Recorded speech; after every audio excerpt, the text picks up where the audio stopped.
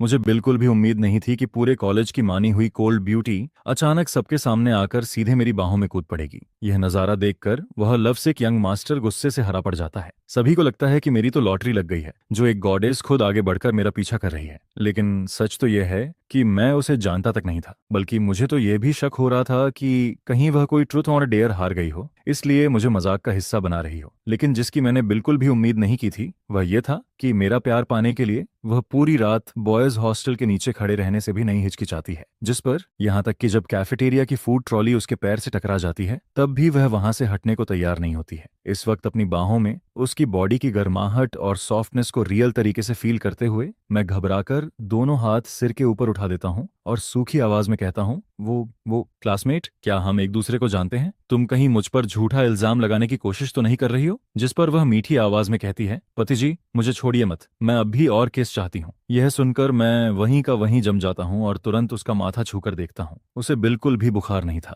जिस पर मेरे मन में आता है, इसका दिमाग कहीं शॉर्ट सर्किट तो नहीं हो गया? तुम हान शाओयान हो ना? लेकिन वह कोई जवाब नहीं देती है, बल्कि पंजों के बल खड़ी होकर अपने गर्म और लाल होंठ मेरी तरफ बढ़ाने लगती है। उसके इस खुले हुए टेम्पटेशन का सामना करते हुए भी मैं किसी तरह अपना होश संभाले रखता हूँ। क्या यह वही कोल्ड गॉडेस है जो हमेशा सबसे दूरी बनाकर रखती है? मैं अपनी हथेली उसके माथे पर रखकर उसे रोकता हूँ, लेकिन वह सिर तिरछा करके क्यूट तरीके से नखरे करने लगती है, जिसे देखकर मैं बाहर से परेशान जरूर होता हूँ, लेकिन अंदर ही अंदर खुश भी हो रहा होता हूँ। हम दोनों की सांसें बेहद करीब आकर आपस में मिलती रहती हैं और पूरे 5 सेकंड तक यही चलता रहता है। फिर मैं कहता हूँ, क्लासमेट जरा ध्यान से देखो तो सही, मैं आखिर हूं कौन? जिस पर वह कुछ देर के लिए चौंक जाती है। इसके बाद उसके होंठों पर एक हल्की सी मुस्कान उभर आती है। उस मुस्कान की मार इतनी खतरनाक थी कि मुझे लगता है जैसे मेरे शरीर का हर हिस्सा फटने वाला है। और फिर जब मैं अभी भी उस मुस्कान में खोया हुआ होता हूँ, तभी केवल 0.1 सेकंड के गैप में एक हल्की सी चू की आवाज सुनाई देती है, जिस पर मुझे पंख से भी हल्का लेकिन बेहद साफ एहसास होता है, क्योंकि उसने मेरे गाल पर किस कर दिया था। मैं पूरी तरह फ्रीज हो जाता हूँ। ऐसा लगता है जैसे मेरे शरीर का सारा खून उसी जगह पर जमा हो गया हो जहां उसने किस किया था। यह नजारा देखकर आसपास से गुजर रहे स्टूडेंट्स की आंखें लगभग बाहर निकलने लगती हैं। मैं सपना तो नहीं देख रहा हूं ना? और भीड़ के बीच मौजूद किनशेंग, जो मेरा कट्टर दुश्मन होने के साथ साथ हान शाओ यान का सबसे बड़ा एडमायर भी था, यह सब देखकर हाथ में पकड़ा फूलों का गुलदस्ता जमीन पर फेंक देता है। जांगची, हरामखोर! यह कहते ही वह पागल बैल की तरह भीड़ चीर कर मेरी तरफ दौड़ पड़ता है। उसका मुक्का हवा को चीरता हुआ सीधे मेरे चेहरे की तरफ आता है, जिस पर मैं बस हल्का सा साइड हटता हूँ, एक हाथ उठाता हूँ और आराम से एक कदम आगे बढ़ता हूँ।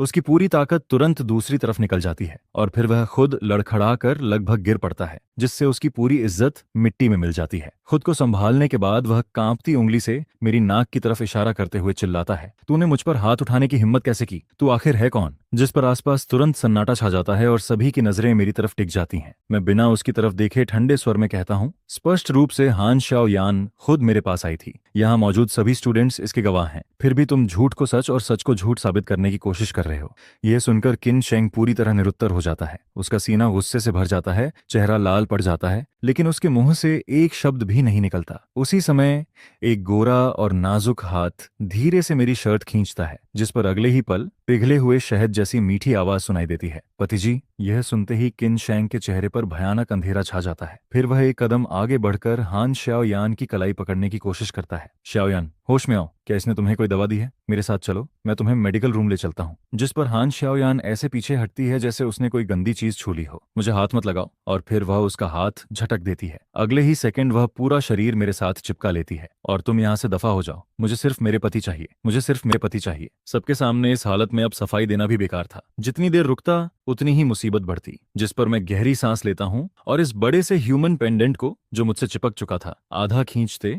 और आधा संभालते हुए आगे बढ़ने लगता हूँ। भीड़ खुद रास्ता छोड़ देती है और मैं धीरे धीरे गर्ल्स हॉस्टल की तरफ बढ़ता रहता हूँ। पीछे खड़ा किन शेंग हमें जाते हुए देखकर गुस्से से दहाड़ उठता है। हान शाओयान, तुम पागल हो गई हो, तुम्हें पता भी है तुम क्या कर रही हो। कल सुबह तक इंतजार करो। जिसके जवाब में किसी और स्टूडेंट की आवाज आती है, कल सुबह तक इंतजार करने की जरूरत नहीं है, आज रात ही कॉलेज फोरम और सभी ग्रुप चैट्स फट पड़ेंगे। कोल्ड गॉडेस वाली तुम्हारी रेपुटेशन पूरी तरह खत्म हो जाएगी। उसकी आवाज में गुस्सा, बेबसी और हल्की सी घबराहट साफ सुनाई देती है, लेकिन मेरी बाहों में मौजूद यह लड़की बिल्कुल भी परवाह नहीं करती। वह अपने गर्म चेहरे को मेरी बाह से रगड़ करती रहती है और पीछे उठ रहे तूफान को पूरी तरह इग्नोर कर देती है। इसके बाद मैं बेबस चेहरे के साथ गर्ल्स हॉस्टल की सीढ़ियों पर बैठा होता हूँ और मेरे बगल में हान शाओयान अब भी मेरी बाह को कसकर पकड़े रहती है, जैसे वह वहीं चिपक गई हो। आसपास से गुजरने वाली लड़कियां बार बार मुड़कर हमें देखने लगती हैं और आपस में बातें करती रहती हैं। मैं अपनी बाह छुड़ाने की कोशिश करता हूँ, लेकिन वह और ज्यादा कसकर पकड़ लेती है। फिर मैं कहता हूँ, हान शाओयान, तुम्हारा फोन कहाँ है? अपनी रूममेट को बुलाओ ताकि वह तुम्हें ले जाए। जिस पर वह पलकें झपकाती है और बड़ी आज्ञाकारी तरह अपना फोन निकालकर मुझे दे देती है। लेकिन फोन हाथ में लेते ही पता चलता है कि उसकी बैटरी पूरी तरह खत्म हो चुकी है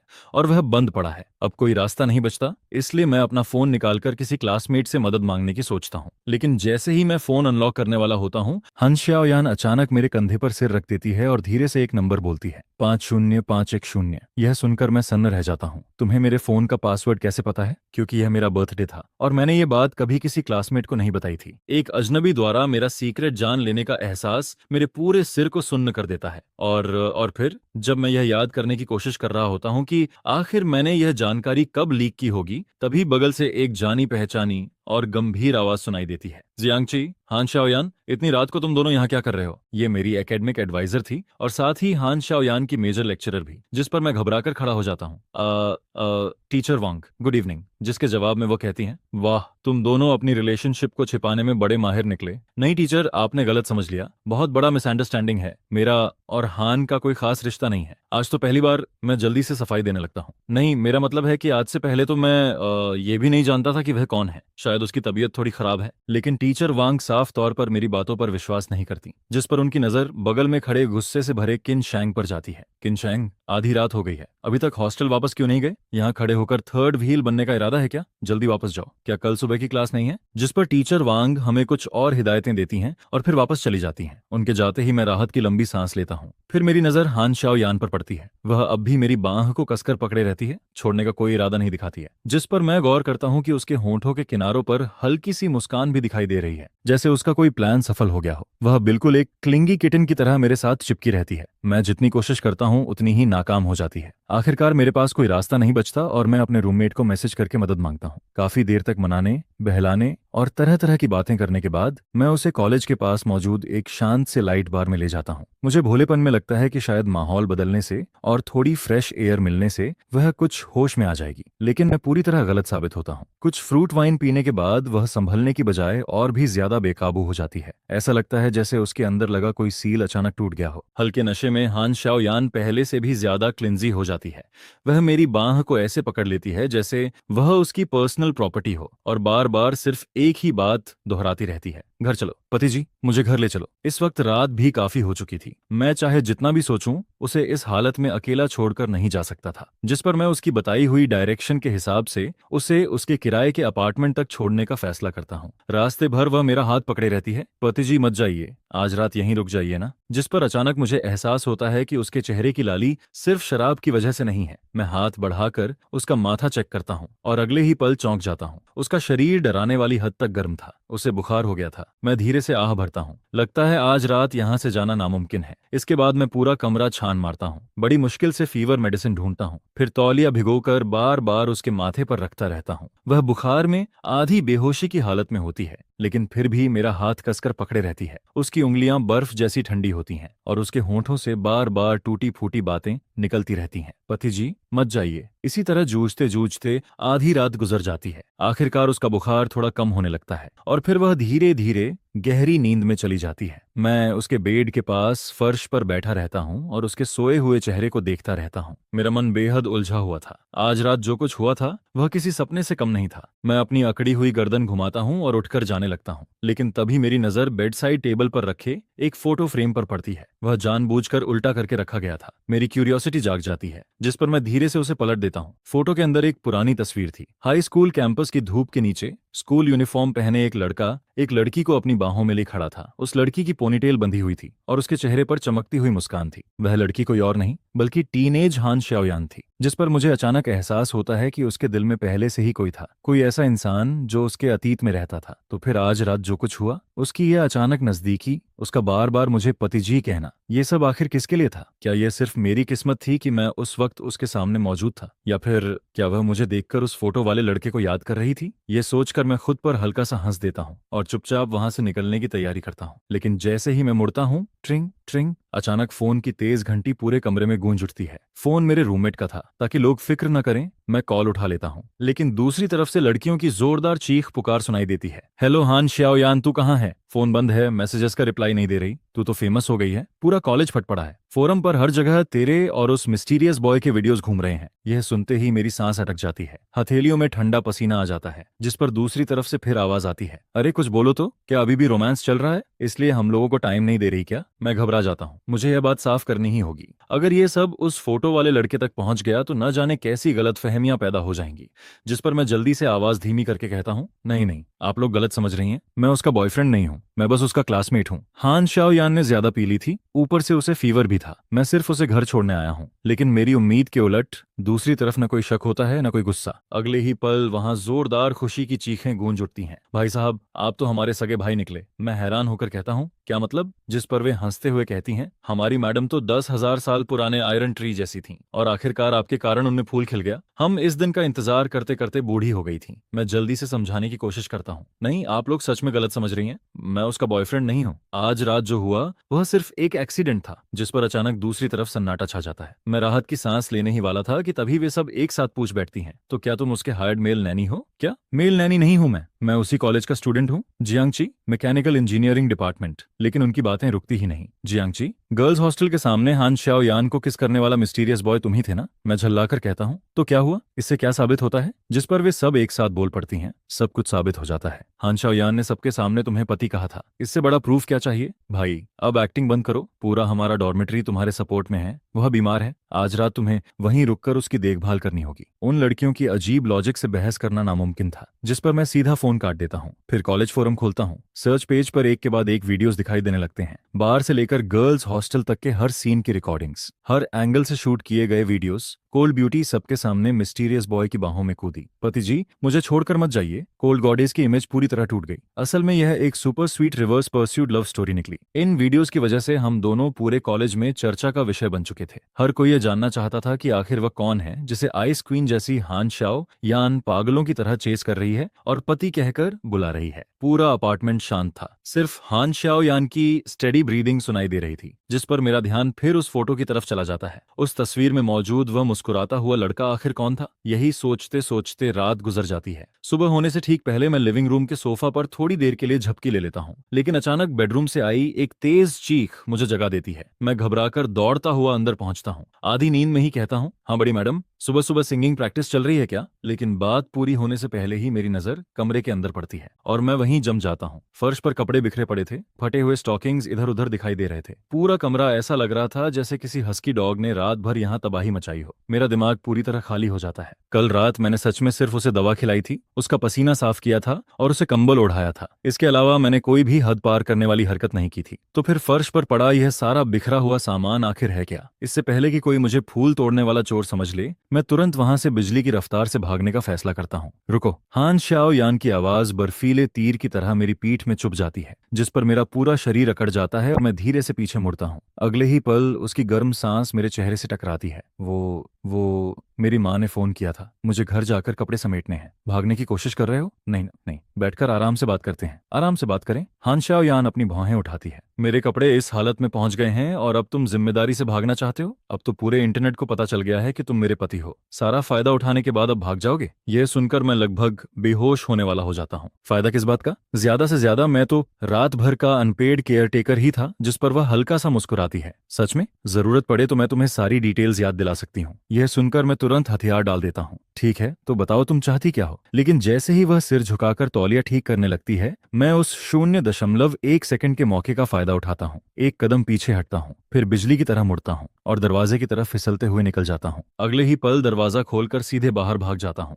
मैं ठंडे दरवाजे से पीठ टिकाकर लगातार सांसें नाफो लेने लगता हूँ। तभी अंदर से हान शाओ यान की हंसी भरी आवाज सुनाई देती है। पति जी, मुझे भूल मत जाना, जिस पर मेरे दिल में एक अजीब सा एहसास पैदा होता है। ऐसा लगता है जैसे किसी के द्वारा इस तरह पकड़े जाना थोड़ा एडिक्टिव होता है। लेकिन अगले ही पल मेरे दिमाग में वह उल्टा रखा हुआ फोटो फ्रेम आ जाता है और अभी जो गर्माहट पैदा हुई थी उसका आधा हिस्सा तुरंत ठंडा पड़ जाता है। Han Xiaoyan का यह अचानक बदल जाना, उसकी यह नजदीकी, ये सब आखिर मेरे लिए था या सिर्फ इसलिए क्योंकि मेरा चेहरा किसी हद तक उस लड़के से मिलता था जो उस फोटो में मौजूद था? ये सवाल मेरे दिमाग में घूमता रहता है। इसके बाद मैं अपने हॉस्टल लौट आता हूँ। अभी मैं मुश्किल से बिस्तर पर बैठा ही था कि फोन पर एक फ्रेंड रिक्वेस्ट दिखाई देती है। नाम था Han Xiaoyan। मैं रिक्वेस्ट एक्सेप्ट करता हूँ और उसी सेकंड उसका मैसेज आ जाता है, जियांगची तुम सच में बड़े बेवफा निकले। भागने में तो ओलंपिक चैंपियन हो। मैं स्क्रीन को घूरता रहता हूँ, कई बार टाइप करता हूँ, फिर डिलीट कर देता हूँ। आखिरकार मैं लिखता हूँ, कल रात स्पेशल सिचुएशन थी, वह सिर्फ ह्यूमैनिटेरियन मेडिकल रेस्क्यू था, उसमें कोई दूसरा मतलब नहीं था। मैसेज भेजते ही रिप्लाई आ जाता है, मेडिकल रेस्क्यू? ऐसा मेडिकल रेस्क्यू जो कॉलेज फोरम के हॉट सेक्शन में ट्रेंड कर रहा है? अब हर कोई मुझसे पूछ रहा है कि मेरा हस्बैंड कहाँ है। इस पूरे मेस को साफ करने का क्या प्लान है तुम्हारा? सिर्फ टेक्स्ट पढ़कर ही मैं इमेजिन कर सकता था कि इस वक्त वह दांत पीस रही होगी और उसकी खूबसूरत आंखों में आग जल रही होगी। जिस पर अगला मैसेज आता है, मैं तुम्हें 2 ऑप्शंस देती हूँ, खुद चुन लो। पहला, अच्छे बच्चे की तरह ऑनऑफिशियली मेरे बॉयफ्रेंड बन जाओ और जिम्मेदारी उठाओ। दूसरा, खुद कोई तरीका निकालो और पूरे कॉलेज की मेमोरी डिलीट कर दो, सिर्फ एक बटन दबाकर। यह पढ़कर मुझे भी गुस्सा आ जाता है। आखिर यह इल्जाम भी तो मेरे ऊपर आसमान से गिरा था, जिस पर मैं तेजी से टाइपिंग करने लगता हूँ। Han Xiaoyan, जो काम मैंने नहीं किया उसकी जिम्मेदारी नहीं लूंगा। मैं तुरंत एक लंबा क्लेरिफिकेशन पोस्ट लिखूंगा, लेकिन अगले ही पल उसका जवाब आ जाता है, सच में मेरी रूममेट्स अब तुम्हें जीजाजी बुलाने लगी हैं। दिन में 3 बार तुम्हारा हाल पूछती हैं। क्या तुम्हें नहीं लगता है वे तुम्हारी क्लेरिफिकेशन मान लेंगी? यह सुनकर मैं कुछ पल के लिए चुप हो जाता हूँ, लेकिन मेरा जिद्दी स्वभाव भी जाग जाता है। तो फिर मैं उनसे फेस टू फेस बात करूंगा। दुनिया में कुछ लोग तो समझदार होंगे। जिस पर Han Xiaoyan जवाब देती है, ठीक है, सैटरडे आफ्टरनून, सिटी नॉर्थ का हैप्पी फार्म, मैंने सबको बुला लिया है, तुम खुद आकर क्लैरिफिकेशन दे देना, मैं इंतजार करूंगी। अब ये साफ था, ये हॉन्गमैन बैंक्वेट चाहे जो हो, मुझे जाना ही पड़ेगा। सैटरडे आफ्टरनून में शहीद होने वाले सैनिक जैसी फीलिंग लेकर हॉस्टल से नीचे उतरता हूँ, लेकिन गेट तक पहुंचते ही मेरी नजर एक शख्स पर पड़ती है और मैं वहीं रुक जाता हूँ। उसका चेहरा पहले से थोड़ा म्योर जरूर हो गया था, लेकिन मैं उसे तुरंत पहचान लेता हूँ। वह वही लड़का था, वही लड़का जो उस फोटो में Han Xiaoyan को गले लगाए खड़ा था। मेरा दिमाग भनभनाने लगता है, वह यहाँ क्या कर रहा है? मैं सिर झुकाकर निकल जाना चाहता था, लेकिन तभी वह रुक जाता है और मुझे आवाज देता है। उसकी आवाज शांत थी, लेकिन उसकी आंखों में जटिल भावनाएं दिखाई दे रही थीं। तो तुम दोनों सच में साथ हो गए हो? मैं हैरान रह जाता हूँ। उसके लहजे में कड़वाहट और अफसोस साफ सुनाई देता था। क्या यह लड़का अब भी Han Xiaoyan को पसंद करता था? मैं कुछ नहीं कहता, जिस पर वह हल्की सी कड़वी मुस्कान देता है। लगता है अफवाहें सच थीं, तो आखिरकार मैं ही हार गया। मैं तुरंत पूछता हूँ, तुमने यह बात किससे सुनी? लेकिन वह कोई जवाब नहीं देता, बस फोन निकालकर मेरी तरफ बढ़ा देता है। स्क्रीन पर कॉलेज फोरम खुला हुआ था और सबसे ऊपर वही वीडियो पिनड था जिसमें Han Xiaoyan मेरे साथ चिपकी हुई थी। मेरा चेहरा तुरंत गर्म हो जाता है। मैं कुछ समझाना चाहता हूँ, लेकिन शब्द नहीं मिलते। वह मेरी आंखों में गहराई से देखता है। उसकी नजरों में अफसोस भी था, राहत भी थी और कुछ ऐसी भावनाएं भी थीं जिन्हें मैं समझ नहीं पाता। इसके बाद वह फोन वापस रखता है, कुछ नहीं कहता और हॉस्टल एरिया के अंदर चला जाता है। मैं वहीं खड़ा रह जाता हूँ, लेकिन अब मेरे दिमाग में एक नई बात घूम रही थी। अगर वह लड़का भी Han Xiaoyan के दिल का इंसान नहीं था, तो फिर आखिर वह मुझे लेकर इतनी अलग क्यों थी? इस सवाल का जवाब मुझे कहीं नहीं मिल रहा था। हैप्पी फार्म जाते समय रास्ते में मेरी मुलाकात चू जियांगली से हो जाती है। जियांगची, बाहर जा रहे हो? हाँ, थोड़ा काम है। सुना है तुम लोग हैप्पी फार्म जा रहे हो, मैं भी वहाँ पेंटिंग इंस्पिरेशन लेने जा रही हूँ, चलो साथ चलते हैं। मैं कुछ देर हिचकिचाता हूँ। आखिर मैं वहाँ मिसअंडरस्टैंडिंग क्लियर करने जा रहा था। किसी आउटसाइडर को साथ ले जाना अजीब लग रहा था, जिस पर वह मुस्कुराकर पूछती है, क्या हुआ, कन्वीनियंट नहीं है या किसी स्पेशल पर्सन से मिलने जा रहे हो? उसकी सीधी और साफ नजर देखकर मुझे लगता है कि शायद मैं ज्यादा सोच रहा था। नहीं, ऐसा कुछ नहीं, बस एक नॉर्मल गैदरिंग है। अगर जाना है तो साथ चलो, जगह काफी बड़ी है। इसके बाद हम हैप्पी फार्म पहुंच जाते हैं, लेकिन वहां पहुंचकर पता चलता है कि Han Xiaoyan अभी तक नहीं आई थी और पता नहीं क्यों मेरे दिल में हल्की सी निराशा पैदा हो जाती है। कुछ देर बाद Han Xiaoyan भी पहुंच जाती है। आज उसने एक साधारण सी सफेद ड्रेस पहनी हुई थी, हाथ में चेरीज की टोकरी थी और वह आराम से हमारी तरफ चली आ रही थी, जिस पर आसपास मौजूद लड़कियां तुरंत शोर मचाने लगती हैं।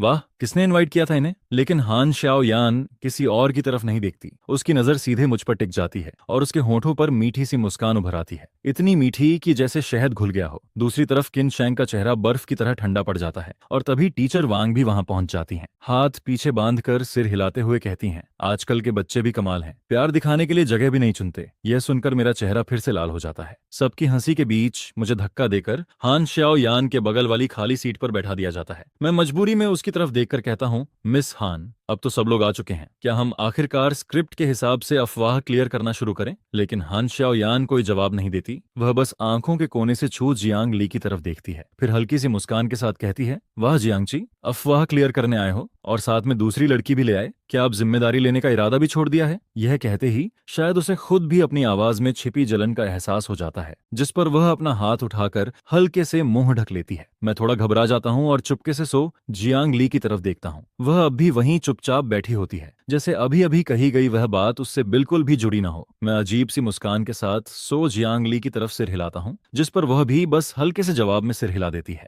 अचानक माहौल पूरी तरह जमसा जाता है। हान त्याओ निगड़ेन कुछ नहीं कहती। वह लाल चेहरी धोती है और साफ दिखाई देता है कि उसका हाथ उन्हें मेरी तरफ बढ़ा रहा है। लेकिन जैसे ही उसकी नजर सो जियांग ली पर पड़ती है, वह अचानक दिशा बदलकर उन्हें अपनी रूममेट के हाथ में पकड़ा देती है। मैं असहज होकर मुस्कुराता हूँ और हान त्याओ निगड़ेन के सामने थोड़ा झुककर कहता हूँ, तो मैं सच में बता देता हूँ हमारे रिश्ते के बारे में साफ साफ। जिस पर वह बेपरवाही से कहती है, तुम्हारी मर्जी। मैं तुरंत बोल पड़ता हूँ, सब लोग मुझे 2 मिनट दीजिए, मुझे एक जरूरी बात अनाउंस करनी है। यह सुनते ही कोई चिल्लाता है, अरे ये तो सीधे कन्फेशन करने वाला है। जिस पर मैं घबराकर कहता हूँ, रुको, बिल्कुल भी ऐसा नहीं है। फिर मैं जल्दी से समझाता हूँ, मैं और हान तिएनगिन उस तरह के रिलेशन में नहीं है जैसा आप सब सोच रहे हो। लेकिन मेरी बात खत्म होने से पहले ही कोई और बोल पड़ता है, वाह, सीधे जीजा जी का प्रमोशन हो गया। जीजा जी, आप हान त्याओ नियन को छोड़ना मत। यह सुनकर मेरा सिर दर्द करने लगता है। मैं हान त्याओ नियन की तरफ देखता हूँ और उधर उसका हाल ही अलग होता है। वह सिर झुकाए बैठी होती है, कंधे लगातार कांप रहे होते हैं और हंसी रोकते रोकते उसका चेहरा लाल हो चुका होता है। यह आखिर क्लेरिफिकेशन कहाँ से हो रहा था? यह तो पूरी डिजास्टर बन चुका था। मैं चिढ़कर उसे घूरता हूँ, जिस पर वह सिर उठाती है और अचानक उसका चेहरा पूरी तरह खिल उठता है। वह हाथ से अपना मुंह ढकती है, आंखें चमक रही होती हैं और वह मुझे देख रही होती है। उसकी मुस्कान शरारती भी होती है और बेहद प्यारी भी, जिसे देखकर मेरा दिल एक पल के लिए धड़कना भूल जाता है। और ठीक उसी पल मेरे पैरों के नीचे की मिट्टी अचानक धंस जाती है। मैं हैरानी से चिल्लाता हूँ और आगे की तरफ गिर पड़ता हूँ। घबराहट में मेरा हाथ हवा में लहराता है और बिना संभले मेरे होंठ हान तिएन के गाल को छू जाते हैं। उसका गाल नरम और हल्का ठंडा होता है, जैसे कोई करंट पूरे शरीर में दौड़ गया हो। हान तिएनगिन तुरंत जमसी जाती है, उसकी आंखें गोल हो जाती हैं और चेहरा गर्दन तक लाल पड़ जाता है। तभी अचानक एक तेज आवाज पूरे माहौल को चीर देती है, रुको, जियांगची हान तिएनगिन का बॉयफ्रेंड नहीं है। पूरा मैदान एकदम शांत हो जाता है। सभी लोग हैरानी से उस लड़की की तरफ देखने लगते हैं। मैं साफ महसूस कर सकता था कि मेरे बगल में खड़ी हान त्याओ नियन के आसपास का तापमान एक पल में फ्रीजिंग पॉइंट तक गिर गया था। और फिर वह लड़की बोलती है, क्योंकि जियांगची मेरा बॉयफ्रेंड है। मेरे दिमाग में जैसे धमाका हो जाता है, सब कुछ खाली पड़ जाता है। चारों तरफ दम घोंट देने वाली खामोशी छा जाती है। हान तिएनगिन अचानक सिर उठाकर जियांग जी की तरफ देखती है, क्या वह सच में तुम्हारी गर्लफ्रेंड है? जिस पर वह लड़की तुरंत जवाब देती है, बिल्कुल, मैं ही जियांगची की गर्लफ्रेंड हूँ। इतना कहकर वह मेरा हाथ कसकर पकड़ लेती है और लगभग मुझे बाहर की तरफ खींच ले जाती है। मैं आधा घसीटा हुआ उसके साथ चल पड़ता हूँ और जल्दी से पीछे मुड़कर देखता हूँ। वहां हान त्याओ नियन अब भी उसी जगह खड़ी होती है। उसका चेहरा बिल्कुल सफेद पड़ चुका होता है और उसकी नजर लगातार हमारी पीठ पर टिकी रहती है। जब तक हम कैंपस की पेड़ों से घिरी सड़क तक पहुंचते हैं, तब जाकर सो जियांग ली मेरा हाथ छोड़ती है। वह सिर झुकाए अपने जूते से सूखे पत्ते कुरेद रही होती है, फिर धीमी आवाज में कहती है, सॉरी, अभी मैं थोड़ा ज्यादा इंपल्सिव हो गई थी। मैं काफी देर तक चुप रहता हूँ। मेरा दिमाग पूरी तरह उलझ चुका होता है। वह अपनी उंगलियां आपस में फंसाए खड़ी होती है, फिर एक गहरी सांस लेकर मेरी तरफ देखती है। एक सीनियर मुझे लंबे समय से परेशान कर रहा है। उसने मेरे हाई स्कूल के कुछ पुराने फोटोज ढूंढ निकाले और वह बार बार कह रहा है कि उस फोटो में जो लड़का साइड से दिखाई दे रहा है वह मेरा एक्स बॉयफ्रेंड है। यह कहते हुए वह अपना फोन निकालकर मुझे फोटो दिखाती है। फोटो थोड़ी ब्लरी होती है। बैकग्राउंड में स्पोर्ट्स मीट चल रही होती है। एक लड़का स्पोर्ट्स यूनिफॉर्म में साइड से खड़ा होता है, लेकिन उसकी हेयर स्टाइल और फेस आउटलाइन सच में कुछ हद तक मुझसे मिलती जुलती होती है। इसे देखकर मेरे दिल में एक अजीब सा एहसास पैदा होता है। आखिर सो जियांग ली की नजर में मैं हमेशा सड़क किनारे लगे किसी लैंप पोस्ट जैसा ही रहा हूँ, जिसकी मौजूदगी का कोई खास मतलब नहीं होता। लेकिन अब तो सीधा एक्स बॉयफ्रेंड बनकर शील्ड का काम कर रहा था। मैं उसके चेहरे की तरफ देखता हूँ। वह साफ ऐसी लग रही होती है जैसे मजबूरी में यह आखिरी तरीका अपनाना पड़ा हो। मैं अपनी कनपटी दबाता हूँ। ठीक है, इस बार यह बोझ मैं उसके लिए उठा लेता हूँ। जब मैं जाने लगता हूँ तब वह एक और बात कहती है, तुम भी थोड़ा सावधान रहना। हैप्पी रनिंग क्लब वाले लोग और हान तिएन की तरफ के लोग शायद तुम्हें सिर्फ मजाक समझ रहे हैं। इसके बाद पूरा एक हफ्ता हैरान कर देने वाली शांति में गुजरता है। कोई मेरा मजाक नहीं उड़ाता, कोई ताना नहीं मारता और हान तिएन भी पूरी तरह मेरी नजरों से गायब हो जाती है। सोशल मीडिया भी बिल्कुल शांत रहता है। मैं लगभग मान चुका होता हूँ कि सारी परेशानी खत्म हो गई। लेकिन क्लास शुरू होने से पहले मेरी मुलाकात एक बार फिर हान तिएनगिन से हो जाती है। वह कुछ क्लासमेट्स के साथ किसी बात पर चर्चा कर रही होती है। शायद उसने मुझे देखा भी नहीं होता, लेकिन मैं लगातार उसे देखता रहता हूँ, यहाँ तक कि सो जियांग ली भी आखिर बोल पड़ती है, अरे तुम्हारी तो आत्मा ही उड़ गई है क्या? सामने जाकर ऑटोग्राफ भी ले आओ। यह सुनकर मैं अचानक होश में आता हूँ। मेरा चेहरा गर्म हो जाता है और दिल ऐसे धड़क रहा होता है जैसे उसके अंदर कोई खरगोश उछल रहा हो। बड़ी मुश्किल से छुट्टी का समय आता है। मैं टीचिंग बिल्डिंग के कॉरिडोर में चल रहा होता हूँ। तभी अचानक मेरी पीठ पर वजन महसूस होता है। दो पतली लेकिन मजबूत बाहें मेरी कमर को कसकर पकड़ लेती हैं। अगले ही पल एक बेहद परिचित खुशबू मेरी नाक तक पहुंचती है। यह हान तिएनगियन होती है। मेरे दिमाग में फिर से धमाका हो जाता है। सारा खून सीधे सिर की तरफ दौड़ पड़ता है। मैं मुश्किल से पीछे मुड़ता हूँ और देखता हूँ कि हान तिएनगियन का शिकायतों से भरा चेहरा मेरे बिल्कुल पास होता है। वह नाक सुड़कती है और दयनीय आवाज में कहती है, पति। मैं वहीं पत्थर बन जाता हूँ। हैंतियन, तुम क्या कर रही हो? छोड़ो मुझे। कौन पति? लेकिन वह और भी दुखी आवाज में बोलती है, पति, मुझे मत छोड़ो, उसके साथ मत जाओ। पति, तुम मुझे छोड़कर उसके पास जाना चाहते हो। मुझे महसूस होता है कि अगले ही सेकंड में लोगों की नजरों और गॉसिप से टुकड़े टुकड़े हो जाऊंगा। मैं पागलों की तरह सोजांगली को आंख मारकर मदद मांगता हूँ। छोड़ दो उसे। दीदी, प्लीज मेरी मदद करो। सोजांगली मेरे दर्द भरे चेहरे को देखती है और फिर कहती है, पहले इसे संभालो। ये मेस तुमने खुद बनाया है, अब खुद साफ करो। इतना कहकर वह मेरा हाथ छोड़ देती है और भीड़ के बीच से निकलकर चली जाती है। जैसे ही उसकी राइवल गायब होती है, हान तिएनगियान जादू की तरह तुरंत नॉर्मल हो जाती है। उसका शरीर ढीला पड़ जाता है और वह पूरी तरह मेरे सहारे टिक जाती है। उसी समय मेरा माइग्रेन फिर से शुरू हो जाता है। वह तुरंत समझ जाती है। बेहद फेमिलियर मूवमेंट्स के साथ मेरा हाथ पकड़ती है और फिर मेरी हैरानी के बीच वह मेरी जेब से दवा निकाल लेती है। वह पानी की बोतल खोलती है और बिना देर किए कहती है, पहले दवा खाओ। उसकी आवाज में इतनी चिंता होती है कि मना करने का मौका ही नहीं मिलता। मैं दवा निगलता हूँ। थोड़ी देर बाद उसकी तरफ देखता हूँ। मेरे मन में सिर्फ हैरानी और शक भरा होता है। यह दवा तो मैं डॉक्टर के कहने पर लेता हूँ, लेकिन उसे इसके बारे में इतनी अच्छी तरह कैसे पता है? यह बात बिल्कुल सही नहीं लगती। क्या उसने सच में मेरी मेडिकल रिपोर्ट देखी थी? फिलहाल मेरी जान तो बच गई थी, लेकिन एक नई परेशानी शुरू हो चुकी थी। हान तिएनगियन बिल्कुल उस मैंडेटरी सॉफ्टवेयर की तरह बन चुकी थी जिसे सिस्टम में इंस्टॉल करना ही पड़ता है, और सबसे बड़ी बात, उसे अनइंस्टॉल भी नहीं किया जा सकता था। मैं उसकी रूममेट को हेल्प सिग्नल भेजने के लिए फोन निकालता हूँ, लेकिन हान तिएनगियन बिजली जैसी तेजी से मेरा फोन पकड़ लेती है और तुरंत पासवर्ड स्क्रीन छिपा देती है। सपने में भी मत सोचना। जिस दिन मेरे साथ घूमकर मुझे खुश कर दोगे, शायद उस दिन मैं तुम्हें माफ कर दूं। उसे और भी अजीब हरकतें करने से रोकने के लिए मेरे पास कोई और रास्ता नहीं बचता। मैं मजबूरी में इस महारानी के साथ दोपहर की क्लासेस बंक कर देता हूँ और उसके साथ इधर उधर घूमते हुए खाना पीना शुरू कर देता हूँ। वह हर चीज को देखकर एक्साइटमेंट से भर जाती है। उसका मूड बेहद अच्छा होता है, जबकि मैं माइग्रेन के असर और पूरे रास्ते उसकी मानसिक टॉर्चर झेलते झेलते शरीर और दिमाग दोनों से टूट चुका होता हूँ। अगर यह सिलसिला थोड़ा और चलता तो शायद मेरी आधी जान ही निकल जाती। शाम होते होते वह मुझे एक बार में घसीट ले जाती है।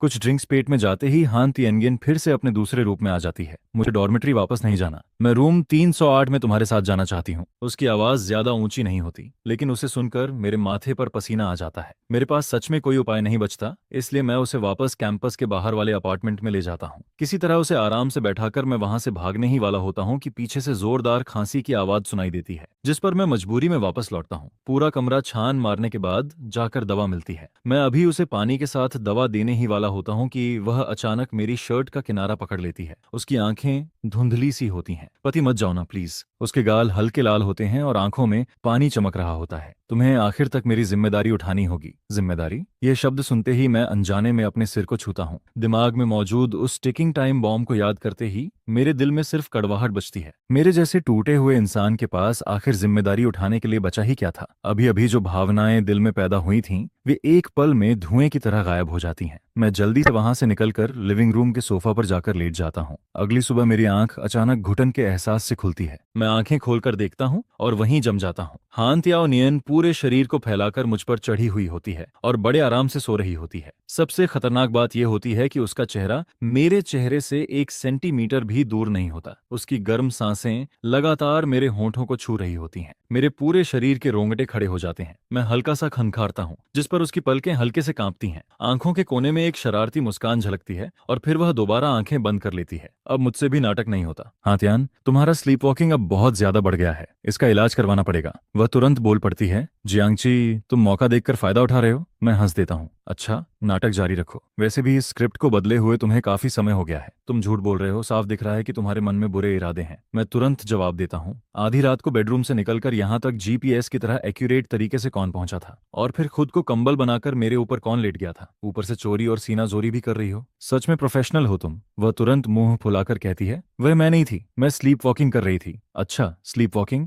तो फिर स्लीप वॉकिंग करते हुए तुमने क्या क्या किया ये तुम्हें खुद पता होना चाहिए। कैसे कोई स्लीप वॉकिंग में मुझे पिलो की तरह पकड़कर सो सकता है, ऊपर से नींद में बड़बड़ाना और खुद ही मुस्कुराना भी। यह सुनकर वह समझ जाती है कि बहस में जीतना मुश्किल है, जिस पर वह तुरंत अपना एक्टिंग मोड बदल देती है और आंखों से मोती जैसे आंसू गिराने लगती है। उसे इस हालत में देखकर मेरा दिल सच में पिघलने लगता है, लेकिन अगले ही पल मेरे दिमाग का ट्यूमर फिर से याद आ जाता है, जैसे किसी ने बर्फ का पानी डाल दिया हो। मेरे सारे गलत समय पर पैदा हुए ख्याल तुरंत खत्म हो जाते हैं। मैं खुद को सख्त बनाता हूँ, उसे धीरे से हटाता हूँ और बिना पीछे देखे वहां से निकल जाता हूँ। पीछे से उसकी भरी हुई आवाज सुनाई देती है, जियांगची तुम बहुत बुरे इंसान हो। लेकिन मैं फिर भी पीछे मुड़कर नहीं देखता और सीधे अपार्टमेंट से बाहर निकल जाता हूँ। अगली सुबह मैं जानबूझकर जल्दी उठता हूँ और डॉर्मेट्री से निकल जाता हूँ। इतने दिनों तक लगातार उसके पीछे पड़े रहने की आदत पड़ चुकी थी। अब यह शांति उल्टा मुझे खालीपन का एहसास देने लगती है। लेकिन उसी दिन दोपहर में जैसे ही मैं अपनी सावधानी थोड़ी कम करता हूँ, वह जानी पहचानी परछाई फिर से दिखाई देती है। दूर से ही उसकी फेमिलियर खुशबू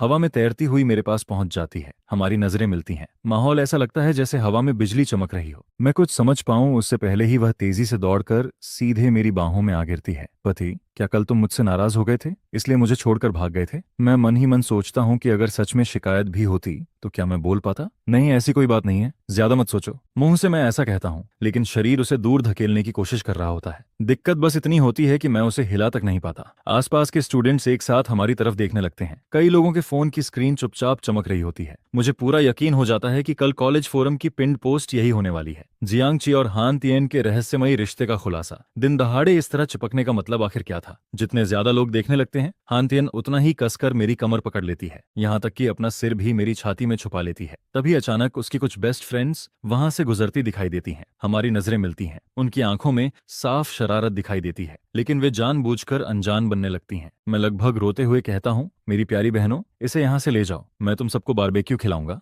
वे एक दूसरे को देखकर मुस्कुराती हैं। अरे वाह, आज तो हवा बहुत तेज चल रही है, आंख में कुछ चला गया है, कुछ दिखाई ही नहीं दे रहा। मैं लगभग चीख पड़ता हूँ, किसी डूबते हुए इंसान को यूं मत छोड़ो, इसे ले जाओ। लेकिन वे हंसते हुए जवाब देती हैं, नहीं नहीं, हमें लाइब्रेरी जाना है, हम थर्ड व्हील नहीं बनना चाहते। अब मैं पूरी तरह हार मान लेता हूँ। दिल राख की तरह ठंडा पड़ चुका होता है। जाते जाते वे पीछे मुड़कर एक और तीर चला देती हैं। ब्रोदर जियांग, आरहान तिया और निगरहिन तुम्हारे भरोसे हैं, उसका अच्छे से ख्याल रखना। मैं पूरी तरह स्पीलेस हो जाता हूँ। फिर नीचे देखता हूँ, मेरी बाहों में मौजूद लड़की सिर उठाकर मुझे देख रही होती है। उसकी बड़ी बड़ी आंखें चमक रही होती हैं। चेहरे पर ऐसी विजयी मुस्कान होती है जैसे सब कुछ उसकी प्लानिंग के मुताबिक हुआ हो। अभी कुछ मिनट पहले वाली बेचारी लड़की का नामो निशान भी नहीं बचा होता और फिर शुरू हो जाती है एक और दोपहर। हान तियनगिन मुझे जबरदस्ती पूरे शहर में घुमाती रहती है। रात तक मैं थककर बुरी हालत में पहुंच जाता हूँ। आखिरकार हम दोनों वापस अपार्टमेंट लौटते हैं। मैं मरे हुए कुत्ते की तरह सोफा पर गिर पड़ता हूँ। फिर गंभीर आवाज में उसे वार्निंग देता हूँ, आज रात ठीक से बेड पर सोना। अगर फिर आधी रात को स्लीप वॉकिंग करके यहाँ आई या कोई नया ड्रामा किया तो फिर मुझसे बुरा कोई नहीं होगा। मेरी आवाज सुनकर वह सच में डर जाती है। वह होंठ फुलाकर बिल्कुल किसी सताई हुई छोटी पत्नी जैसी लग रही होती है। धीरे धीरे कदम बढ़ाती है। हर 3 कदम बाद पीछे मुड़कर मुझे देखती है। आखिर बेडरूम तक पहुंचती है, कंबल ओढ़ती है और सिर्फ अपनी चमकती आंखें बाहर छोड़ देती है। उसे इस तरह देखकर मेरे दिल में अजीब सी भावनाएं उठती हैं। मैं सोफा पर लेट जाता हूँ और यूं ही कॉफी टेबल पर रखा हान तियनगियान का आईपैड उठा लेता हूँ। सोचता हूँ थोड़ा गेम खेलकर मन हल्का कर लूं, लेकिन जैसे ही स्क्रीन अनलॉक होती है मैं पूरी तरह सुन्न रह जाता हूँ। ऐसा लगता है जैसे बिजली सीधे मेरे सिर पर गिर गई हो। सांस लेना तक भूल जाता हूँ। गैलरी ऐप एक फोटो एल्बम पर खुली होती है। एल्बम के अंदर सैकड़ों फोटोज भरे होते हैं और उन सभी फोटोज में हान तियाओ नियन एक आदमी के साथ बेहद करीब दिखाई देती है। लेकिन सबसे बड़ा झटका उस आदमी का चेहरा होता है। उसकी आंखें, उसकी भौहें, नाक, होंठ, सब कुछ ऐसा लगता है जैसे वही चेहरा मेरे चेहरे की कॉपी हो। नहीं, सिर्फ मिलता जुलता नहीं, लगभग बिल्कुल एक जैसा। लेकिन हिसाब लगाऊं तो हान तियनगियन से मेरी मुलाकात हुए अभी कुछ ही दिन हुए थे, जबकि इन फोटोज के बैकग्राउंड और मौसमों के बदलाव को देखकर साफ पता चलता था कि ये कई सालों की तस्वीरें थीं। और एक बात बिल्कुल तय थी, उन फोटोज में मौजूद आदमी मैं नहीं था। तो क्या मेरा कोई और भाई भी है, कोई बिछड़ा हुआ ट्विन ब्रदर जिसके बारे में मैंने कभी सुना तक नहीं है? ये सोचकर मैं खुद को शांत करने की कोशिश करता हूँ, लेकिन दिल के अंदर उठ रही बेचैन लहरें रुकने का नाम नहीं लेती हैं। मगर जैसे ही मैं वापस मेन स्क्रीन पर आता हूँ, वॉलपेपर में लगी वह हाई क्वालिटी फोटो किसी भारी हथौड़े की तरह सीधे मेरे सिर पर आकर पड़ती है। वह एक वेडिंग फोटो होती है। फोटो में मेरे जैसा ही चेहरा रखने वाला एक आदमी एक खूबसूरत वेडिंग ड्रेस पहनी हुई लड़की को अपनी बाहों में कसकर पकड़े रहता है, और वह लड़की कोई और नहीं बल्कि हान शियाओयान ही होती है। जिसे देखकर मेरी सांसें रुकने लगती हैं। ऐसा फील होता है जैसे कमरे की सारी हवा अचानक खींच ली गई हो। मेरा दिमाग सुन्न पड़ने लगता है, आंखों के सामने अंधेरा छाने लगता है और इससे पहले कि मैं खुद को संभाल पाता, आंखों से आंसू बहने लगते हैं। मेरे दिल में ऐसा दर्द उठता है जैसे किसी ने सालों पुराना सिरके का पूरा मटका उसमें उड़ेल दिया हो। एक तरफ कड़वाहट होती है, दूसरी तरफ घुटन, और साथ ही साथ धोखा खाने का एहसास भी मुझे अंदर से तोड़ने लगता है। तो यह लड़की सिर्फ किसी और की गर्लफ्रेंड ही नहीं है, बल्कि इनके वेडिंग फोटोज तक खिंच चुके हैं। शायद शादी की रजिस्ट्रेशन भी हो चुकी हो, जिस पर मुझे अचानक सब समझ आने लगता है। आखिर वह मेरे साथ इतनी क्लोज क्यों हो रही थी, इतनी स्पेशल क्यों थी, इतनी एग्रेसिव होकर मेरे करीब क्यों आ रही थी? क्योंकि मैं उसका पहला चॉइस कभी था ही नहीं। मैं तो बस उसके असली बॉयफ्रेंड का सब्स्टिट्यूट था, एक ऐसा इंसान जिसका चेहरा उसके बॉयफ्रेंड से मिलता था, जिस पर मेरा दिल किसी कांच के टुकड़े की तरह जमीन पर गिरकर बिखर जाता है। मैं झटके से सोफा से उठता हूँ, अपने चेहरे को पोंछता हूँ जो न जाने कब आंसुओं से भीग चुका था, फिर बिना पीछे देखे कमरे से बाहर निकल जाता हूँ। पीछे से हान श्याओयान की हैरान और घबराई हुई आवाज सुनाई देती है, जियांगची। लेकिन मैं एक बार भी मुड़कर नहीं देखता। उस दिन के बाद हान श्याओयान काफी देर तक मेरे डॉर्मेट्री से नहीं जाती है। वह मुझे बार बार कॉल करती है, लगातार मैसेजेस भेजती है, लेकिन मैं उनमें से किसी का भी जवाब नहीं देता। मैं बिस्तर पर सिर पकड़कर लेटा रहता हूँ, फिर भी नीचे से उसकी तेज आवाज साफ सुनाई देती है, जियांगची, तुम कछुए की तरह छिपे क्यों बैठे हो? नीचे आओ। नीचे काफी लोग तमाशा देखने के लिए इकट्ठा हो जाते हैं, लेकिन वह अब अपनी कैंपस ब्यूटी वाली इमेज की बिल्कुल परवाह नहीं करती है, बस लगातार चिल्लाती रहती है। जिस पर मैं कंबल के अंदर दुबका हुआ सोचता रहता हूँ कि उसे मेरे चेहरे से प्यार है, मेरी सोल से नहीं। अगर उसे मेरे अंदर के इंसान से प्यार होता तो वह मुझे किसी और का सब्स्टिट्यूट कभी नहीं बनाती। इसलिए चाहे वह गला फाड़कर कितनी भी आवाज लगाए, मैं अपनी जगह से हिलता तक नहीं हूँ। आखिरकार डॉर्मेटरी वार्डन जबरदस्ती लाइट्स ऑफ करवा देती है, जिसके बाद नीचे का शोर धीरे धीरे शांत हो जाता है, मगर मेरा दिमाग पूरी तरह उलझा रहता है। मैं पूरी रात जागता रहता हूँ। सुबह होने तक एक पल भी नींद नहीं आती। तभी मेरा पेट भूख से विरोध करना शुरू कर देता है, जिस पर मैं सोचता हूँ कि पहले कैंटीन जाकर 2 मीट बंस खा लेता हूँ। लेकिन जैसे ही मैं नीचे पहुंचता हूँ, मेन गेट के पास एक जानी पहचानी फिगर दिखाई देती है, हान श्याओयान। वह सच में पूरी रात यहीं बैठी रहती है। इस समय उसके बाल बुरी तरह बिखरे हुए होते हैं, मेकअप भी पूरी तरह फैल चुका होता है। जैसे ही वह सिर उठाकर मुझे देखती है, उसकी आंखों में थकान और खालीपन साफ नजर आता है। वह धीरे से पुकारती है, जियांगची। लेकिन मेरे अंदर का गुस्सा अभी भी खत्म नहीं हुआ होता। मैं नजरें फेर लेता हूँ और दूसरी तरफ से निकलने की कोशिश करता हूँ, मगर वह बिजली की तरह तेजी से उठती है, लगभग हाथ पैरों के सहारे जमीन से खड़ी होती है, लड़खड़ाती है और अगले ही पल मेरे रास्ते में आकर खड़ी हो जाती है। मैं दांत भींचकर कहता हूँ, हान श्याओयान, क्या मुझे बेवकूफ बनाकर तुम्हें बहुत मजा आया? अगर तुम्हें अपने भाई यूएंग के पास जाना है तो जाओ, मैं किसी का सब्स्टिट्यूट नहीं बनना चाहता, हम ब्रेकअप करते हैं। जिस पर वह तुरंत सिर हिलाती है, नहीं, तुम नहीं जा सकते। मैं ठंडी आवाज में कहता हूँ, क्या तुम्हें लगता है कि मैं मरने वाला हूँ? अगर मैं मर भी गया तो तुम्हें कोई जिम्मेदारी नहीं उठानी पड़ेगी। यह सुनकर उसका पूरा शरीर जैसे फ्रीज हो जाता है, उसकी आंखें फैल जाती हैं, उनमें दर्द और बेबसी साफ दिखाई देती है। जिस पर मैं उसके जवाब देने से पहले ही मुड़कर वहां से चला जाता हूँ। मुझे लगता है कि अब शायद वह मेरा पीछा छोड़ देगी, लेकिन मैं गलत साबित होता हूँ। हान श्याओयान हर दिन बॉयज डॉर्मेटरी के नीचे आकर खड़ी रहती है। वह मुझे इतना परेशान कर देती है कि आखिरकार मुझे कैंपस के बाहर शिफ्ट होना पड़ता है, चाहे उसके कॉल्स हों या उसके रूममेट्स के। मैं किसी का भी जवाब नहीं देता। फिर एक दिन स्कूल फोरम पर एक वीडियो दिखाई देता है। टाइटल होता है, कैंपस ब्यूटी हान श्याओयान जियांगची का इंतजार करते हुए इलेक्ट्रिक स्कूटर से टकराई। यह देखकर मैं घबरा जाता हूँ और तुरंत उसकी रूममेट को कॉल करता हूँ, जिस पर वह गुस्से से कहती है, हान श्याओयान आज हॉस्पिटल में है और इसकी वजह तुम हो। फिर वह बताती है कि उस रात हान श्याओयान को पता ही नहीं था कि मैं कैंपस छोड़ चुका हूँ, इसलिए वह पूरी रात बॉयज डॉर्मेटरी के नीचे मेरा इंतजार करती रहती है। सुबह ठंड लगने पर जब वह वापस लौट रही होती है, तभी कैंटीन की डिलीवरी स्कूटर उससे टकरा जाती है। यह सुनकर मेरे अंदर अपराध बोध भर जाता है, लेकिन जब मैं हॉस्पिटल के वार्ड के बाहर पहुंचता हूं तो मेरे कदम अचानक रुक जाते हैं। खिड़की से अंदर देखने पर पता चलता है कि उसके आसपास बहुत सारे लोग खड़े रहते हैं। उसका चेहरा पहले से कहीं ज्यादा पीला दिखाई देता है, जैसे कुछ ही दिनों में वह कई साल बूढ़ी हो गई हो। जिस पर मेरे अंदर वार्ड का दरवाजा खोलने की हिम्मत नहीं बचती है। अपना मन शांत करने के लिए वीकेंड पर मैं घर लौट जाता हूँ। घर में हल्की धूल जमी हुई होती है। पूरा घर पहले की तरह जाना पहचाना होने के बावजूद बेहद ठंडा और सूना लगता है। मेरी नजर दीवार पर टंगी मॉम और डैड की फोटो पर जाकर टिक जाती है। उनकी जवान मुस्कान हमेशा के लिए उसी तस्वीर में कैद रहती है, जिस पर मेरे अंदर दबा हुआ दर्द आखिरकार फूट पड़ता है। मैं दीवार के सहारे धीरे धीरे नीचे फिसल जाता हूँ और जमीन पर बैठकर बिना आवाज के रोने लगता हूँ। पुरानी यादें बाढ़ की तरह लौटने लगती हैं। जब मैं सिर्फ 6 साल का था तब एक प्लेन क्रैश मेरे माता पिता को मुझसे छीन लेता है। वे मेरे लिए कुछ पैसे छोड़ गए थे, लेकिन परिवार का प्यार कभी वापस नहीं छोड़ पाए। और जियांगची नाम ही वह आखिरी चीज होती है जो मुझे अकेलेपन के खिलाफ लड़ते हुए आज तक जिंदा रखती है। न जाने कितनी देर रोने के बाद मैं खुद को संभालता हूँ, फिर फोटो में मुस्कुरा रहे मॉम और डैड को देखकर धीमी आवाज में कहता हूँ, मॉम डैड चिंता मत करो, शायद मैं भी जल्द ही आप दोनों के पास आ जाऊंगा। जैसे ही ये शब्द निकलते हैं मेरे सिर का दर्द फिर से बढ़ने लगता है, मानो कोई बुरी खबर पहले से मेरा इंतजार कर रही हो। तभी अचानक फोन रिंग होने लगता है। कॉल डॉक्टर झांग की होती है। वह पूछते हैं, जियांगची आज फिर तुम अकेले आए हो? मैं हल्की हंसी के साथ कहता हूँ, मैं हमेशा से अकेला ही था। जिस पर डॉक्टर झांग कुछ देर चुप रहते हैं, फिर कहते हैं, तुम्हारे ब्रेन ट्यूमर ने अब ब्रेन नर्व्स पर गंभीर दबाव डालना शुरू कर दिया है। बीमारी तेजी से बिगड़ रही है। लेकिन एक बात समझ नहीं आती, तुम हान शियाओयान को भी भूल गए हो क्या? यह सुनते ही मेरा दिमाग पूरी तरह खाली हो जाता है। मैं हैरानी से पूछता हूँ, कौन? डॉक्टर झांग भी चौंक जाते हैं। तुम्हें हान शियाओयान याद नहीं है? वह हमेशा तुम्हारे साथ ट्रीटमेंट के दौरान रहती थी। तुम्हारी बीमारी को सबसे ज्यादा वही समझती थी। उसी समय डॉक्टर ली, जो डॉक्टर झांग की असिस्टेंट होती है, जल्दी से कमरे में आती है। मुझे देखते ही वह भी हैरान रह जाती है। फिर वह तुरंत पूछती है, हान शियाओयान कहाँ है? क्या वह तुम्हारे साथ नहीं आई? जिस पर वह आगे कहती है, यूनिवर्सिटी में एडमिशन से पहले जब भी तुम चेकअप के लिए आते थे,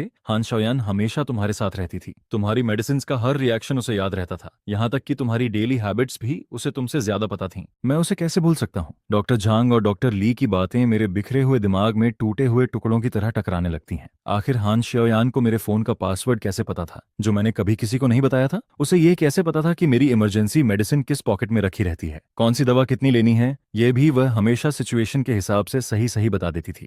और वह हर वक्त मेरे पीछे पीछे क्यों घूमती रहती थी, जैसे कोई ग्लू हो जो मुझसे अलग ही नहीं होना चाहती थी। और फिर वे वेडिंग फोटोज भी। उस फोटो में मौजूद आदमी का चेहरा बिल्कुल मेरे जैसा था, जिस पर मेरे दिमाग में एक पागलपन भरा ख्याल जन्म लेता है। लेकिन धीरे धीरे वही ख्याल सच जैसा लगने लगता है। डर और उम्मीद दोनों एक साथ मेरे अंदर उमड़ पड़ते हैं। आंखों से आंसू बहने लगते हैं और मेरी नजर धुंधली हो जाती है। क्या उन फोटोज में मौजूद इंसान मैं ही था? लेकिन अगर वह मैं था तो मुझे कुछ भी क्यों याद नहीं है? यादों की गहराई में मुझे सचमुच एक धुंधली सी फिगर दिखाई देती है, हान शियाओयान। वह मुस्कुराते हुए मेरा नाम पुकारती है, मगर उसके और मेरे बीच जैसे घना कोहरा फैला हुआ रहता है। मैं चाहे जितनी कोशिश करूं उसका चेहरा साफ नहीं देख पाता, जिस पर मेरे सिर में भयानक दर्द शुरू हो जाता है।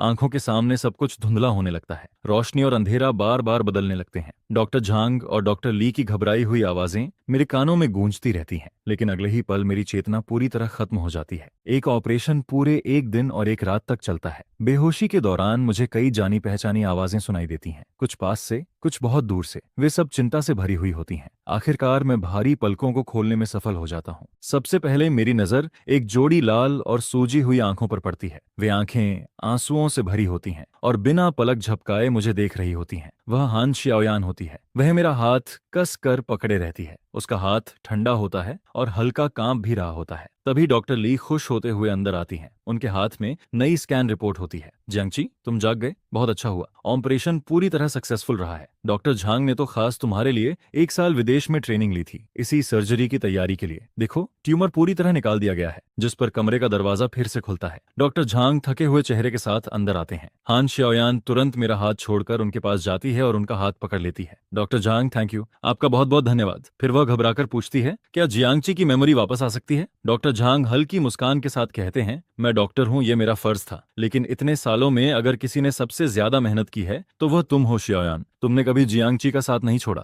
उनकी बात खत्म होते ही ऐसा लगता है जैसे मेरे दिमाग पर लगा कोई सील टूट जाता है। मैं हान शियाओयान को देखता हूँ, जो आंसुओं से भीगी खड़ी रहती है। और तभी पता चलता है कि कमरे में न जाने कब से कितने लोग जमा हो चुके हैं। कुछ चेहरे परिचित लगते हैं, कुछ अजनबी। और उसी पल यादों का सैलाब टूट पड़ता है, जैसे कोई विशाल बांध अचानक टूट गया हो। सब कुछ याद आने लगता है। मुझे याद आता है कि यूनिवर्सिटी शुरू होने से पहले हान शियाओयान मेरे साथ हॉस्पिटल आई थी। फाइनल प्री सर्जरी चेकअप के दौरान मैं अचानक बेहोश हो गया था। उस समय डॉक्टर ली ने गंभीर चेहरे के साथ हान शियाओयान से कहा था, ट्यूमर बहुत खतरनाक जगह पर है, यह ब्रेन नर्व्स को दबा रहा है, सर्जरी का रिस्क बहुत ज्यादा है और ऑपरेशन के बाद मेमोरी लॉस होने की संभावना भी काफी ज्यादा है। जिस पर हान शियाओयान मुझे कसकर गले लगा लेती है। उसके आंसू मेरे कपड़ों को भिगो देते हैं, लेकिन वह फिर भी दृढ़ आवाज में कहती है, बस जियांगची जिंदा रहे। अगर वह पूरी दुनिया को भूल जाए, अगर मुझे भी भूल जाए, तब भी कोई बात नहीं। अगर उसे एमनेशिया हो जाए तब भी मैं उसे दोबारा मुझसे प्यार करना सिखाऊंगी। इसके बाद ट्यूमर लगातार बढ़ता रहता है। देश के अंदर मेडिकल टेक्नोलॉजी सीमित होती है। विदेश के कई हॉस्पिटल्स भी सर्जरी करने से मना कर देते हैं क्योंकि रिस्क बहुत ज्यादा होता है। मेरी हालत धीरे धीरे खराब होने लगती है। सिलेक्टिव मेमोरी लॉस शुरू हो जाता है। कभी कुछ याद रहता है, कभी सब भूल जाता हूँ और पेनकिलर पर निर्भर होना पड़ता है। लेकिन यूनिवर्सिटी में आने के बाद भी हान शाओयान हार नहीं मानती है। वह चुपचाप मेरे पास बनी रहती है। मेरी यादें वापस लाने के लिए हर पॉसिबल कोशिश करती है। एक के बाद एक एनकाउंटर प्लान करती है, जिस पर मुझे आखिर समझ आता है कि कैंपस ब्यूटी अचानक इतनी चिपकू क्यों बन गई थी। यह सब सिर्फ मेरे लिए था। वह अपने ऊपर एक फेक आर्मर पहनकर मेरे करीब आने की कोशिश कर रही थी। भले ही उसके तरीके अनाड़ी थे,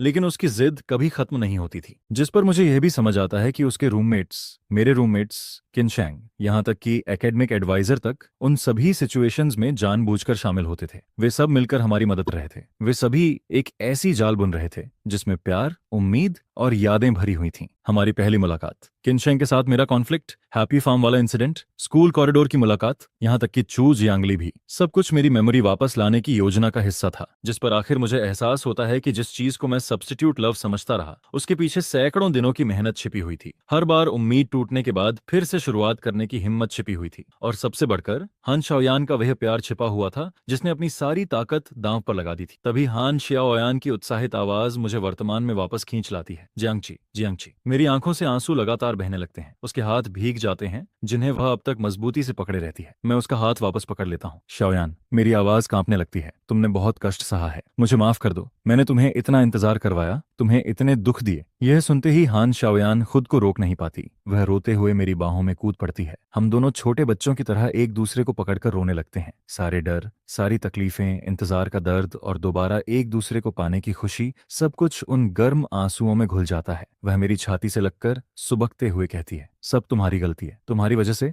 मेरी कैंपस ब्यूटी वाली इमेज पूरी तरह खत्म हो गई।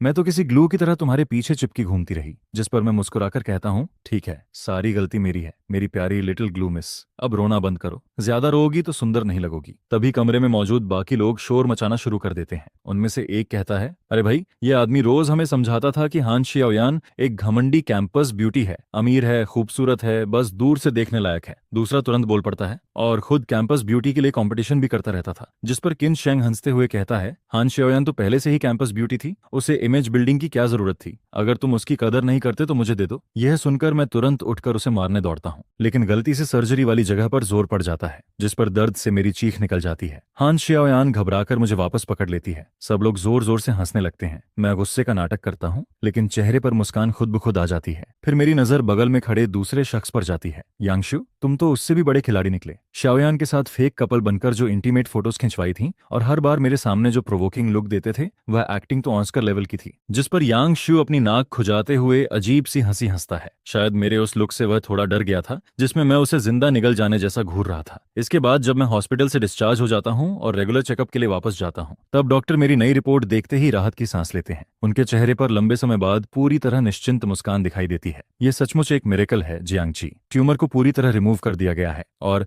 लेटेस्ट ब्लड टेस्ट के मुताबिक कैंसर मार्कर्स भी पूरी तरह नॉर्मल हो चुके हैं। तुम्हारी रिकवरी उम्मीद से कहीं ज्यादा अच्छी है। यह सुनकर हान शाओयान और मैं एक दूसरे का हाथ और कसकर पकड़ लेते हैं। हमारी उंगलियां आपस में मजबूती से जुड़ी रहती हैं। जिस पर वह मेरी तरफ मुड़कर देखती है। उसके चेहरे पर चमकती मुस्कान खिड़की के बाहर खिले फूलों से भी ज्यादा खूबसूरत लगती है। उसे देखते ही मेरा दिल तेजी से धड़कने लगता है। मैं उसकी कमर को अपनी बाहों में खींच लेता हूँ और झुककर उसके होंठों को चूम लेता हूँ। हम दोनों एक दूसरे में पूरी तरह खो जाते हैं, जैसे उन सभी खोए हुए दिनों की भरपाई करना चाहते हों, जैसे उन सभी बिछड़नों और दर्दों को मिटा देना चाहते हों जिनसे हम गुजर चुके थे। काफी देर बाद जब हम दोनों की सांसें तेज हो जाती हैं, तब जाकर बड़ी मुश्किल से एक दूसरे से अलग होते हैं। जिस पर हान शाओयान सिर उठाकर मुझे देखती है। उसकी आंखें तारों की तरह चमक रही होती हैं। फिर वह बेहद कोमल लेकिन दृढ़ आवाज में कहती है, जियांगची, चलो शादी कर लेते हैं। इसके बाद हम पहाड़ों पर बने एक मशहूर टॉयस्ट टेम्पल में जाते हैं। वहां के मास्टर से अपने नए जीवन की शुरुआत के लिए शुभ दिन चुनने की रिक्वेस्ट करते हैं। फिर मैं गिफ्ट्स लेकर हान शाओयान के पेरेंट्स से मिलने जाता हूँ। मेरे दिल में काफी घबराहट होती है। मुझे डर लगता है कि कहीं वे मुझे ठुकरा न दें। आखिर मैं एक ऐसा इंसान था जिसने गंभीर बीमारी झेली थी और साथ ही मैं एक अनाथ भी था। लेकिन मेरी मेरी उम्मीद के बिल्कुल उल्टा होता है। हान शियाओयान के मॉम डैड की आंखें लाल हो जाती हैं। वे मेरा हाथ कसकर पकड़ लेते हैं, फिर भावुक होकर कहते हैं, बेटा बस तुम वापस आ गए, यही काफी है। ये घर हमेशा तुम्हारा घर रहेगा। यह सुनकर मैं हैरान रह जाता हूँ। तब पता चलता है कि हमारे दोनों परिवार पहले से एक दूसरे को जानते थे। मेरे मॉम डैड के प्लेन एक्सीडेंट के बाद हान फैमिली हमेशा चुपचाप मेरी मदद करती रही थी, और हान शियाओयान तो बचपन से ही मेरे साथ रहती आई थी। प्राइमरी स्कूल से लेकर आज तक वह हमेशा मेरी देखभाल करती रही। मेरी अंधेरी जिंदगी में वही एकमात्र रोशनी बनकर खड़ी रहती थी। शादी से पहले हम दोनों मॉम डैड की ग्रेव पर भी जाते हैं। मैं हान शियाओयान का हाथ पकड़कर कब्र के सामने खड़ा होता हूँ और गंभीर आवाज में कहता हूँ, मॉम डैड, आपका बेटा शादी करने जा रहा है, और जिस लड़की से मैं शादी कर रहा हूँ वह दुनिया की सबसे शानदार लड़की है। जिस पर हान शियाओयान सफेद लाइल्स का एक बुके कब्र के सामने रखती है, फिर धीरे लेकिन दृढ़ आवाज में कहती है, मॉम डैड, आप दोनों निश्चिंत रहिए, मैं और जियांगची हमेशा एक दूसरे का साथ देंगे। चाहे भविष्य में कुछ भी हो जाए, हम हाथ पकड़कर साथ बूढ़े होंगे, कभी अलग नहीं होंगे। इसके बाद हमारी वेडिंग बेहद धूमधाम से होती है। वेडिंग नाइट पर सबसे पहले यांग शू कमरे में घुस आता है और उसके पीछे छू जियांगली भी आती है। वह मुझे देखकर हल्का सा मुस्कुराती है, हालांकि उसकी आंखें थोड़ी लाल होती हैं। फिर वह कहती है, जियांगची, मैंने सच में कभी तुम्हें पसंद किया था, लेकिन तुम दोनों की स्टोरी बहुत खास है। मैं दिल से चाहती हूँ कि तुम दोनों हमेशा खुश रहो। जिस पर मैं मुस्कुराकर उसे धन्यवाद देता हूँ। आखिरकार सारी रस्में खत्म हो जाती हैं और हमारी वेडिंग नाइट शुरू होती है। कमरे में गर्म नारंगी रोशनी फैली हुई होती है। हम दोनों ने थोड़ी वाइन पी रखी होती है, जिसकी वजह से हमारे गाल हल्के लाल हो चुके होते हैं। इतने सालों से दबे हुए जज्बात आखिरकार बाहर आने लगते हैं। मेरी आंखें फिर से नम हो जाती हैं। मैं हान शियाओयान को देखते हुए धीरे से कहता हूँ, शियाओयान, आज के दिन तक पहुंचने के लिए तुमने कितनी तकलीफें सही हैं। कितनी बार मेरे सब कुछ भूल जाने के बाद भी मेरे साथ खड़ी रहीं। कितनी बार मैंने तुम्हें रिजेक्ट किया और न जाने कितनी रातें बॉयज डॉर्मेटरी के नीचे अकेले बिताई। यह कहते कहते मेरी आवाज भर्रा जाती है। जब मैं सोचता हूँ कि उसने कितनी बार टूटने के बाद खुद को दोबारा संभाला होगा, तब मेरा दिल दर्द से भर जाता है। मैं और कुछ नहीं कह पाता, बस आंखों से आंसू बहने लगते हैं। जिस पर हान शियाओयान धीरे से अपना हाथ बढ़ाती है और मेरे चेहरे से आंसू पोंछ देती है, लेकिन उसकी अपनी आंखें भी आंसुओं से भरी होती हैं। वह मुस्कुराकर कहती है, तुम कितने बेवकूफ हो, चोट तो मुझे लगी थी, फिर तुम क्यों रो रहे हो? मैं कोई जवाब नहीं देता, बस अपनी आंखें बंद कर लेता हूँ और अगले ही पल उसे गहराई से चूम लेता हूँ। उस किस में हमारी सारी तकलीफें, सारे आंसू और सारी अधूरी यादें समा जाती हैं। उन सभी इंतजारों का अंत हो जाता है, उन सभी दर्दों का भी। जिस पर मैं मन ही मन एक वादा करता हूँ, अब मैं उसका हाथ कभी नहीं छोड़ूंगा, उसे कभी नहीं भूलूंगा। मेरी छोटी ग्लू गर्ल, मेरी कैंपस ब्यूटी, मेरी वाइफ। या आगे की जिंदगी अभी बहुत लंबी है, लेकिन इस बार हम दोनों हाथों में हाथ डालकर चलेंगे और इस बार हम कभी अलग नहीं होंगे।